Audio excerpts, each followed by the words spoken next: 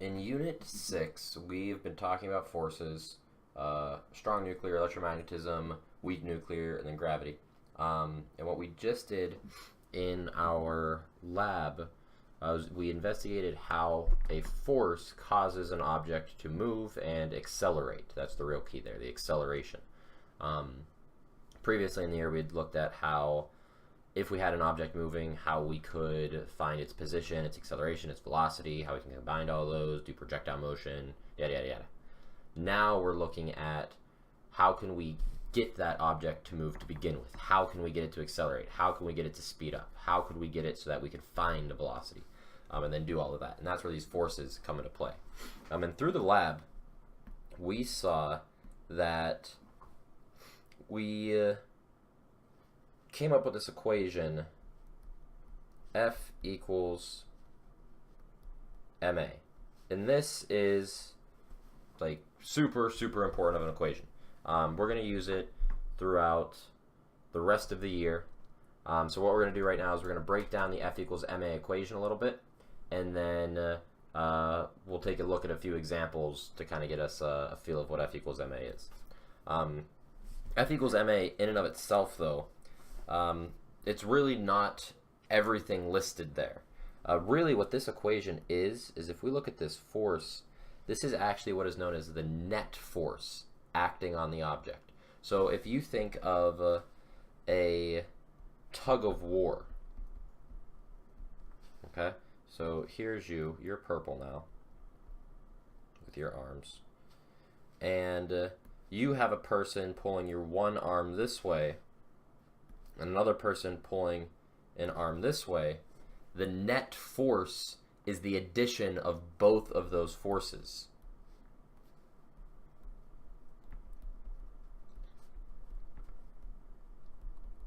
Now, since it's the addition of both forces, and a force is a vector, notice how we've put the vector arrow over force and acceleration, because we already know acceleration is a vector. Direction matters, and direction gives us a sign of this. And what I mean by sign is it's positive or negative. It does not matter what direction you choose as positive or negative. The only thing that matters is once you've made that choice, you keep that decision for the rest of your problems. So in this case here for the tug of war, if I call the right positive, which is a kind of normal thing to do, most people like the idea of right being positive, just from math class, calling right positive and not positive. But if you don't want the right to be positive, that's fine. It doesn't have to be. It certainly doesn't need to be. But if that's positive, then this is negative. And if we assign some values here, like 10 and 4, then the net force, and there's a few ways people like to write this. Some people like to write it as F net, the net force. Some people like to write it as the sum of the forces, the addition of all of the forces. They like to use the little sigma, the sum of the forces. It's fine. And because we just get stuck using the same equation over and over and over and over and over again, we all know it's the net force. A lot of times we'll just write it as F. And it's implied that this is the net force. Yeah, because we're always using it, okay? In our case here, our net force is the sum of these two forces. It would be a positive 10, and then we're adding to it plus negative, because of the direction, the way it's pointing, 4. So it'd be plus negative 4, or 10 minus 4, and our net force here would simply be 6. Now this unit is a Newton, and we haven't used a Newton yet. It's a capital N, named after Sir Isaac himself.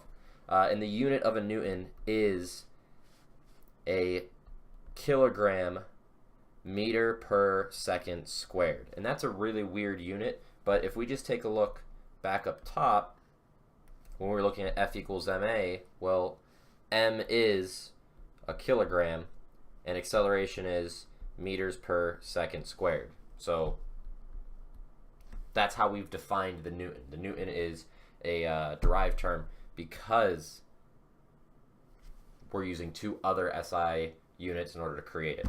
But it is the Newton, it is our SI unit of force, and that's what that equation F equals ma means. It's how much net force is acting on an object.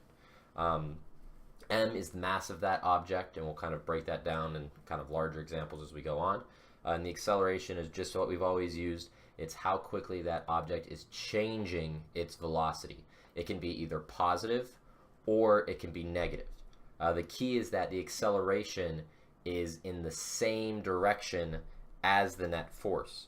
So the acceleration is in the same direction as the net force, the sum of the forces.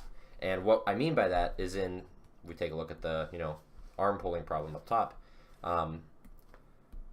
This person is being pulled to the right. There's 10 newtons of force pulling right, only 4 to the left. That means this person's acceleration is to the right up top, because that's the way they're being accelerated. They're being pulled harder that way. And since it's being pulled to the right, that acceleration is a positive number, because we called the right a positive number right here. Okay, so the acceleration is in the direction of the net force, and it has the same sign as the direction that you have indicated for your forces. Okay, so that's a kind of quick breakdown of what the equation F equals ma is, what all the components stand for, and how we can look at the sign conventions. Remember, you choose what you'd like to be positive or negative. It doesn't matter. You want left to be positive? Fine. That means right's negative. You want up to be positive? Fine. That means down negative. You make the choice here. You just have to stick to it the whole time. Okay?